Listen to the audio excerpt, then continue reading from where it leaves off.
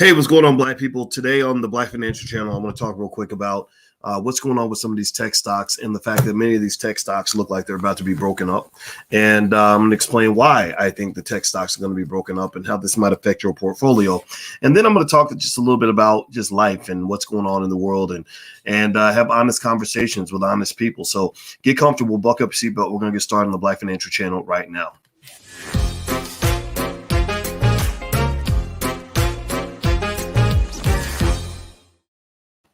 Hey, what's going on, guys? Welcome to the Black Financial Channel. That's theblackfinancialchannel.com. My name is Dr. Boyce Watkins. I'm your friendly neighborhood finance professor.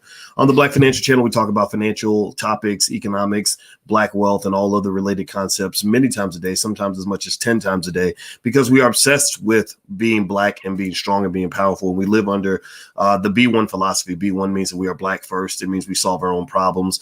We're not waiting for Superman. And B1 also means that we believe Black people can be number one when it comes to economics and wealth within the next 50 years, but it's going to take work. It's going to require us to make a sacrifice in this generation. So if you're not ready to sacrifice, then get the hell up out of here.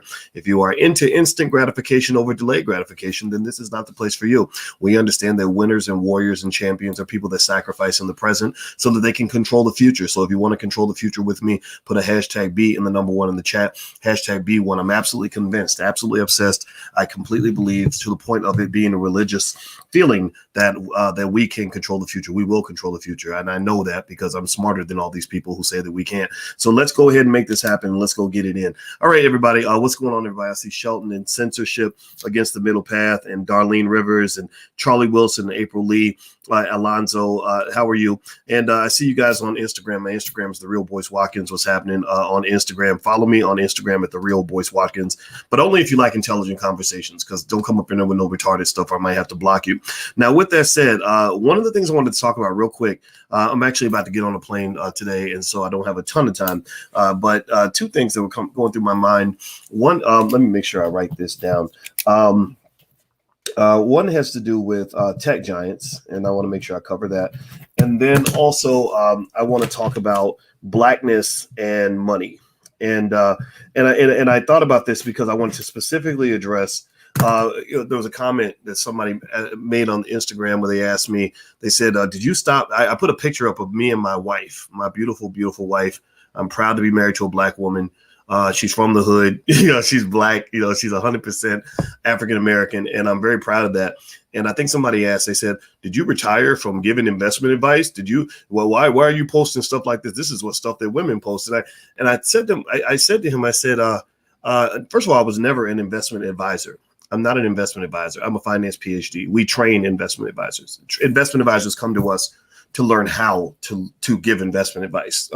We don't read all the textbooks. We write the textbooks. So I know I'm not an investment advisor. I'm not a, what was the other word somebody used? I think Mark Lamont Hill, I think he used this weird term like you are a financial coach.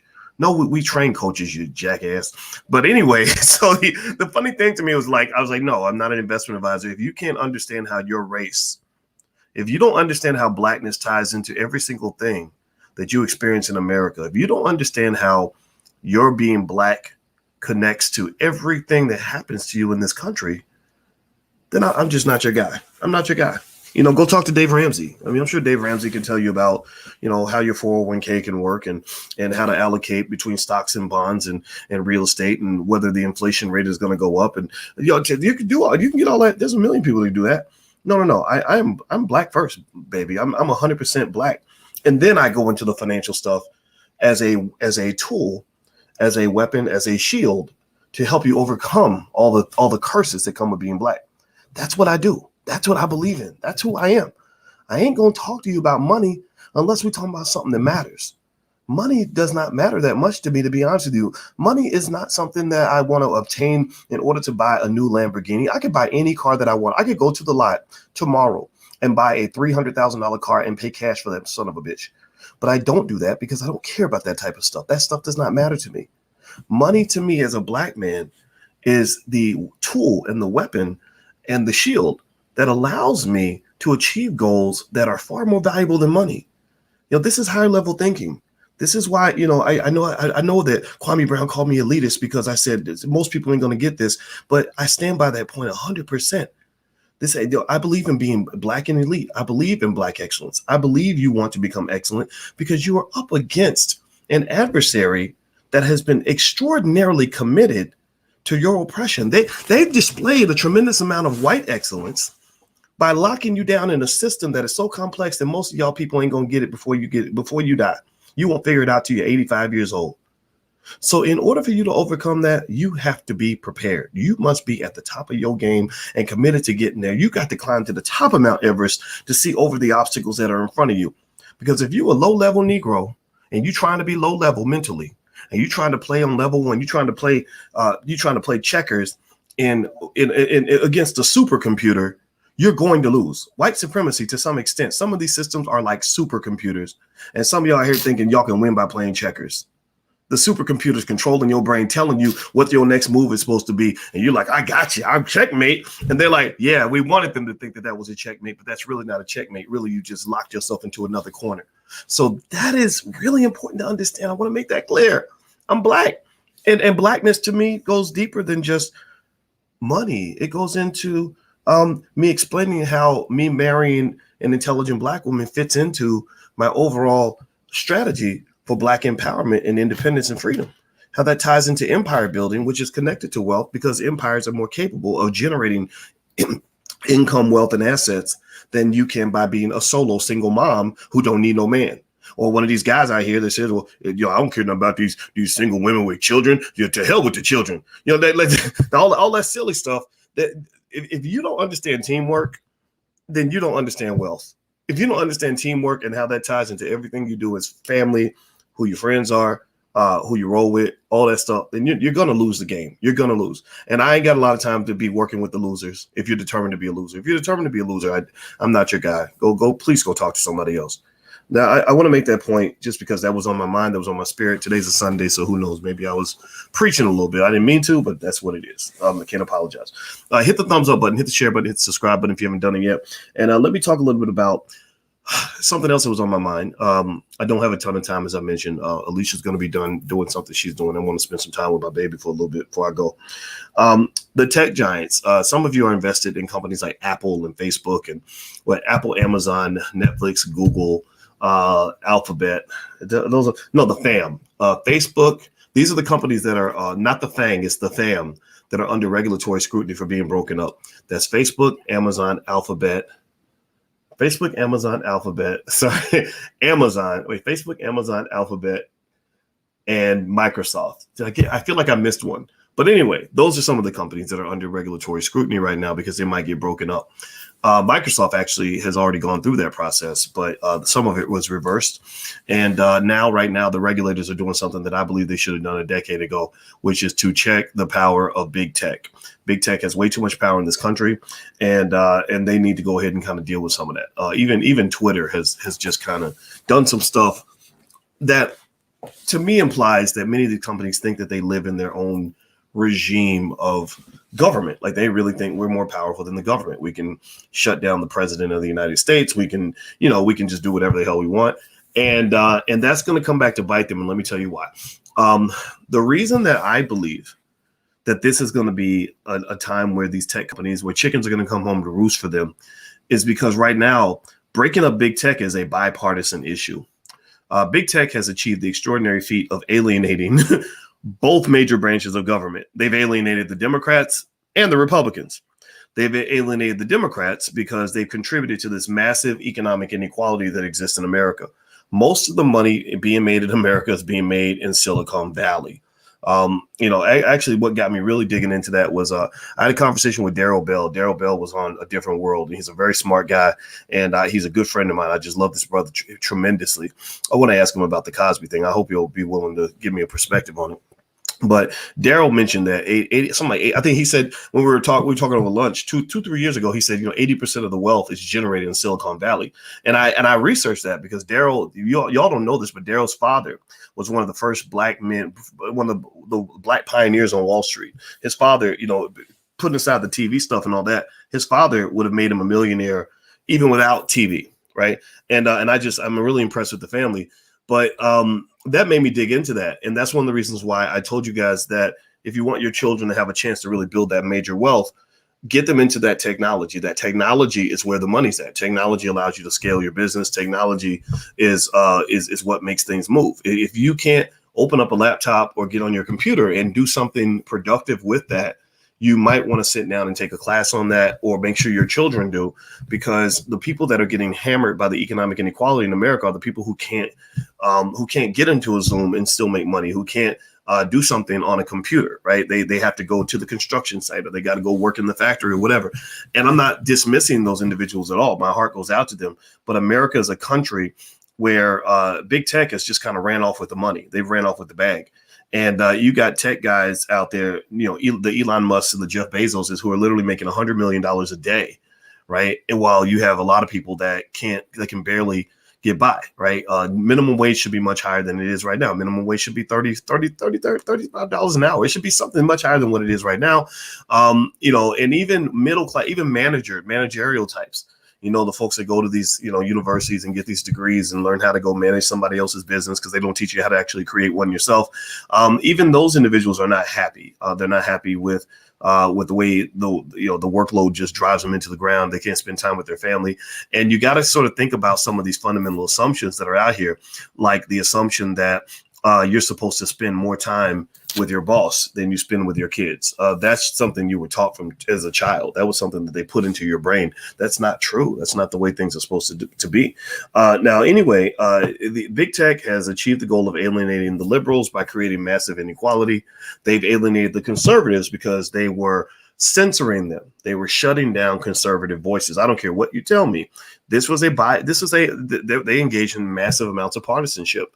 You were much more likely to be shut down if you were on the conservative side than you were if you were on the liberal side. So that pissed off a lot of Republicans. I don't know why the Republicans don't understand enough technology to have their own platforms or whatever, but I saw this happening. I don't identify as Democrat or Republican. Maybe some of my values are conservative because I believe in things like family, and I'm not all into some of the nonsense I see on TV or whatever. I believe, for example, I don't believe children need to be watching the BET Awards, seeing a bunch of dudes kissing each other and act like they're going to pump each other in the butt. I don't think that's healthy for kids, but maybe I'm a weirdo. Maybe something's wrong with me that I think you shouldn't be exposing children to some of these heavy ideas that they shouldn't see until they become adults. But, hey, we live in a crazy world. So some people try to fit into that. I'm not trying to fit into anything. I fit into things that I think make sense. Now, so here's what's going on right now. Nita Khan has taken over as the head of the Federal Trade Commission. Nita Khan is a huge threat to big tech because Nita Khan has written articles. She's a Columbia professor. My goddaughter went to Columbia. Shout out to my goddaughter. I love her to death. And Nita Khan was a law professor at Columbia who is now the head of the Federal Trade Commission. She's very young, about 32, 33 years old. And she's written extensively about how big tech needs to be broken up. And when I saw that and I saw her appointed by the Biden administration, I said, good for you. Touchdown. This is what the country needs. So these big tech companies are probably going to get chopped up on some level, some of them, at least one of them in maybe a symbolic way, but I think it's going to mean something. And now what's that going to mean for your stocks? If you own these companies, I don't think your stocks are going to get hit hard. I've been analyzing that to try to figure out, are Facebook investors worried that Facebook could get broken up? Because we know Facebook has been about as oppressive as any, they're like the tech Nazis. I mean, it's insanity how many of you, in fact, how many of you, give me a yes or no, how many of you have been in Facebook jail before? Like almost all of us have been in Facebook jail. I've been in Facebook jail probably 20 times, 30 times. I don't know. I had an entire page. I had this Facebook page years ago. Some of y'all might remember me from 5-6 years ago, which had 600,000 people on it or something. And in fact, that's where Young M.A., the rapper, that's where she started her career, because I posted her video and she thought that I was dissing her when I wasn't actually dissing her. I was actually making a commentary. I wasn't dissing, right? But sometimes young people who've never seen strong male guidance, they think you're dissing. Like Tyler, the Creator, he's another rapper that still to this day swears I was dissing him, when actually I wasn't dissing him. I was doing what my dad used to do with me. I was correcting. I was saying, do you really think this is healthy? Do you really think this is good for your community? Do you really think this is good for your people? So with Young M.A., I was mentioning that I said, I think it's very sad that we have kids who are super talented like she is. And I told that. I mean, it's shown, right? She's now, super famous. And I saw that when I first identified her talent. And I said, but why is it that we think why is it that we've trained our kids to rap about murdering each other? Like, why do we think that that's normal? Like, do any other communities do that? Do any other communities get paid by their oppressor to rap about how much they can't wait to murder their own loved ones, their own people from their own community? And that's sick. That's toxic. That's a poison in your body. That's like your liver trying to say, I'm going to murder your heart, or your heart is going to, is going to chop up your kidneys. Like that, the body's going to die, right? When Black people are rapping and celebrating death, you're killing your whole community. You're killing your families. Forget, it goes deeper than just racism. I mean, you're definitely going to be oppressed, but you're not even going to survive in the midst of your oppression, because the white man ain't got to do no work anymore. You've done it. His job is over. You do his job better than he does. Do you understand? Some of our people, and some of them are even in the chat. There's people in here that like to, come in and clown and whatever in the chat. And I like it when the trolls are in here, because they're showing themselves, because you do a better job of killing yourself than the KKK ever could. Am I right or am I right? How many, you can't count more than maybe 5 people. I bet you can't even count 5 to 10 people that were killed by the Klan last year. But I can count thousands of Black people that were killed by other Black people last year. I can count thousands of Black people that were killed by, things that we promote regularly: obesity and diabetes, heart disease. Right? We fight for that. We fight for our own death. Right? And I encourage you to kind of process that a little bit. And I don't know why Young M.A. was kind of on my heart. I heard she went into rehab, which didn't surprise me. I mean, again, when you are embracing a culture of drugs and alcohol, I've told to you so much. I've prayed to you that I hope that you will make sure you introduce your children to, to what damage these things have done to our people. Like, it's not me being self-righteous. It's not me telling you what to do. It's not me pretending to be holier than thou. It's me saying that, the reason I never drank, I don't take a drink to this day. I would fight with faculty at Syracuse University because I said, you're encouraging these kids to become alcoholics at 18 years old. They're going to carry this burden for the rest of their life. You're cursing these children. Why would you do that? Right? Why not bless them instead of curse them? Why not bless your children with potential and possibility? Why not bless them with self-confidence? Why not bless them with large scale thinking so they can go out and conquer the world? Why would you curse them with drugs, alcohol, and niggerosity while they're still too young to even know who the hell they are? Right? So when I heard Young M.A. went into rehab, I wasn't surprised. I felt very, very sorry for her. She's a product of tremendous amounts of trauma. And I saw that when I saw that first song she was rapping about. I said, she is such a great rapper. And every other lyric is, I got shooters in the bushes and I'll blow your brains out and I'll kill you from the roof and my niggas will shoot you down. And I'm sitting here like, where did we go wrong with this? Where did we as a community decide that was normal? At what point do we think that murdering 12-year-olds and 14-year-olds, having the kids can't even go to middle school? You're scared to go to middle school because somebody's going to roll up with an AK-47 and take you out. You forget worrying about a math test. Forget thinking about, what you're going to be when you grow up. You're wondering if you're going to make it to school without being killed today. That's the type of sickness that they implanted in our brain. And that's something that I think we have to be conscious of and speak out about. Right. And it translates into all other forms of toxicity in terms of how we deal with each other. So those are my thoughts today. I know I wanted to talk about the big tech giants. That was kind of the original thought, but it spun off into all these other thoughts. And I hope that this helps you in terms of deciding how you want to move forward. Get your kids away from that. Get your kids ready to become wealth builders. Teach them in the beginning. By the time your child is 12, make sure your child knows how to start a business. I don't care if they learn it from you, from me, from somebody else. Make sure your child knows how to start a business by the age of 12. 2, make sure your child owns shares of stock on the day they're born. Or if they don't own it yet, go buy them some stock right now. Right? Do that consistently every week until they become an adult. Then they're going to be independently wealthy enough to be able to quit any job that they want to quit. Number 3, make sure your kids understand the basics of real estate, why ownership is better than renting, and why they want to own a home as soon as they can. Those are the 3 things you want to do with your kids when it comes to wealth.